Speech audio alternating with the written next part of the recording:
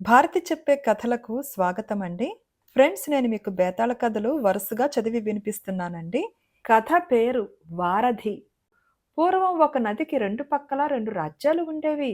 ఉభయ రాజవంశాల మధ్య అనాదిగా సఖ్యత ఉండటం చేత ప్రజల మధ్య బంధుత్వాలు, వర్తక వ్యాపారాదులు, ఒకరి వేడుకలలో ఒకరు పాల్గొనటము జాస్తిగా ఉండేది. ఇందుకు అనువుగా నదిపై నవక పటిష్టమైన వంతెన ఏనాడో కట్టారు. ఇలా ఉండగా ఏ కారణం చేతనో రెండు దేశాల మధ్య వైరం ఏర్పడింది.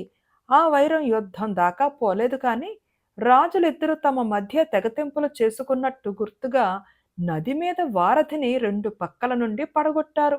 దానితో భారీ వాహనాల మీద రాకపోకలు నిలిచిపోయాయి. కానీ మామూలు మనుషులు పడవలలో ఒకవైపు నుంచి మరొక వైపుకు ప్రయాణం చేస్తూ గడిచిపోయిన మంచి రోజులను గురించి తలుచుకుని నిట్టూర్చేవారు. కాలక్రమాన రెండు దేశాల రాజులు చనిపోయి వారి కొడుకులు రాజులయ్యారు. నదికి ఎడమ ప్రక్క ఉన్న రాజు శాంతిసేనుడు, కుడి ప్రక్కన రాజ్యం చేస్తున్నవాడు సూరసేనుడు. ఇద్దరూ వివేకవంతులు, ధర్మబుద్ధి గలవారును.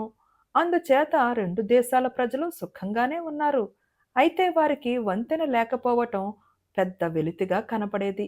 సూరసేనుడికి తన గూఢచారుల ద్వారా పదే పదే ఒక విషయం తెలియవచ్చింది. అదేమిటంటే, తన దేశపు ప్రజలలో కూడా శాంతిసేనుణ్ణి తనకన్నా హెచ్చుగా మెచ్చుకుంటున్నారు. ముఖ్యంగా అతని దాతృత్వాన్ని గురించి కథలుగా చెప్పుకుంటున్నారు. తాను కూడా దానశీలుడే కదా. తనకన్నా శాంతిసేనుడికి అంత కీర్తి ఎలా వచ్చింది? అవతలి దేశంలో తన పేరు తలుచుకునే వాళ్ళు ఉన్నారా లేరా? సూరసేనుడు కీర్తి కోసం మరింతగా దాన ధర్మాలు చెయ్యనారంభించాడు. అందువల్ల అతని ఆశయం సిద్ధించకపోగా అతను శాంతిసేనుడితో పోటీ పడుతున్నాడన్న మాట పుట్టింది. దానితో అతనికి వెర్రెత్తిపోయింది. ఈర్ష్య, అవమానము అతని మనస్సును దహించి నిద్రాహారాలు లేకుండా చేశాయి. చిట్ట చివరకు అతను శాంతిసేనుడు గొప్ప ఏమిటో స్వయంగా తెలుసుకోవడానికి నిశ్చయించాడు. అతను తన రాజ్యాన్ని కొద్ది కాలం పాటు మంత్రుల పరం చేసి మామూలు దుస్తులు ధరించి పడవ మీద నది దాటి శాంతిసేనుడు రాజ్యం ప్రవేశించి ఒక ధర్మసత్రంలో బస చేసి ప్రజల మధ్య తిరుగుతూ వాళ్ళనుకునే మాటలు వినసాగాడు. దూరపు కొండలు నునుపు అన్నట్టుగా కాకుండా శాంతిసేనుడు కీర్తి అతని దేశంలో కూడా హెచ్చుగానే ఉన్నది. ఇక తన పేరు స్మరించేవాళ్ళు సూరసేనుడికి అంతమందిలోనూ ఒక్కడు కూడా కనిపించలేదు. ఇలా కొన్నాళ్ళు జరిగినాక సూరసేనుడు శాంతిసేనుడు గొప్పతనాన్ని తాను స్వయంగా పరీక్షిస్తేనే కాని నిజం తేలదు అని నిశ్చయించుకున్నాడు. అతను రాజభవనానికి బయలుదేరాడు. ఇప్పుడు అతను బట్టలు మాసి శరీర పోషణ లేక ఒక దేశపు రాజంటే ఎవ్వరూ నమ్మలేని స్థితిలో ఉన్నాడు. అతనికి శాంతిసేనుడు దర్శనం చాలా సులభంగా లభించింది. తనను అనామకులు చూడవస్తే తన దర్శనం అంత సులభంగా లభించదని, అసలు లభించకనే పోవచ్చునని సూరసేనుడు గుర్తు తెచ్చుకున్నాడు. అతన్ని చూడగానే శాంతిసేనుడు చిరునవ్వి నవ్వి, నా నుంచి ఏం కావాలి అని అడిగాడు. దానికి సూరసేనుడు, మహారాజా, నేను కూడా రాజవంశానికి చెందిన వ్యక్తినే. ఒకప్పుడు నేను రాజ్యం చేశాను. కానీ కాల వైపరీత్యం వల్ల నా రాజ్యాన్ని పోగొట్టుకున్నాను. మీ కీర్తి ప్రతిష్టలు విని ఇక్కడికి వచ్చాను. నాకు మీ రాజ్యంలో సగం ఇప్పించండి అన్నాడు. శాంతిసేనుడు మళ్ళీ చిరునవ్వు నవ్వి, ఆశ్చర్యపడకండి, మీరు సూరసేన మహారాజు అని నాకు తెలుసును. ఆ మాట వినగానే శాంతిసేనుడు సమక్షంలో ఉన్న భటులందరూ కత్తులు దూసి సూరసేనుడి కేసి తీవ్రంగా చూశారు. ఎందుకంటే ఉభయ దేశాల మధ్య సంధిలాంటిది జరగని కారణం చేత అతను శత్రురాజు. శాంతిసేనుడు వారిని వారించి, సూరసేన, నీకు రాజ్యం ఉన్నది. అయినా అది చాలక నన్ను అర్ధరాజ్యం కోరుతున్నావు. అర్ధరాజ్యం దేనికి? నా రాజ్యమంతా ఇచ్చేస్తాను. తీసుకో, నేను సామాన్య పౌరుడిగా జీవిస్తాను అన్నాడు.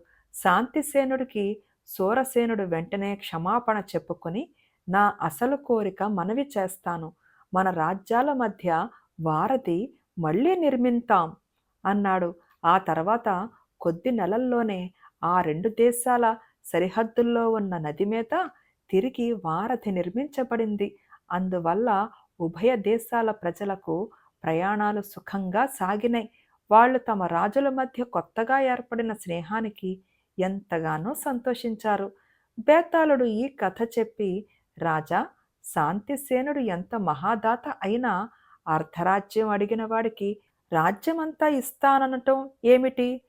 ఇచ్చానన్నాడు కదా అని సూరసేనుడు ఆ రాజ్యాన్ని పుచ్చుకుని తన మీద పోటీగా ఉన్న శాంతిసేనుడు పీడ వదిలించుకోక క్షమాపణ చెప్పుకుని ముష్టి వారధి కోరడమేమిటి? ఈ సందేహాలకు సమాధానం తెలుసు కూడా చెప్పకపోయావో నీ తల పగిలిపోతుందని అన్నాడు. దానికి విక్రమార్కుడు, సూరసేనుడు రాజ్యం కోరి రాలేదు, శాంతిసేనుడు దాతృత్వం పరీక్షించడానికి వచ్చాడు. అతనికి శాంతిసేనుడు దాతృత్వమే కాక ఔదార్యం కూడా అర్థమయ్యింది. ఎందుకంటే శాంతిసేనుడిలో ఔదార్యం లేకపోతే ఒంటరిగా చిక్కిన సూరసేనుణ్ణి క్షణంలో హతమార్చి 2 దేశాలను పాలించగలడు. కానీ శాంతిసేనుడు సూరసేనుడి పట్ల మిత్రభావం ప్రదర్శించాడు. అందుచేత 2 దేశాల మధ్య తిరిగి వారధి ఏర్పడటం అవసరమయ్యిందని అన్నాడు. రాజుకు ఈ విధంగా మౌనభంగం కలగగానే బేతాళుడు శవంతో సహా మాయమై తిరిగి చెట్టెక్కాడు. ఫ్రెండ్స్, ఈ కథ అయితే నాకు చాలా బాగా నచ్చిందండి. మరి మీకు నచ్చితే తప్పనిసరిగా కామెంట్ చేసి చెప్పండి.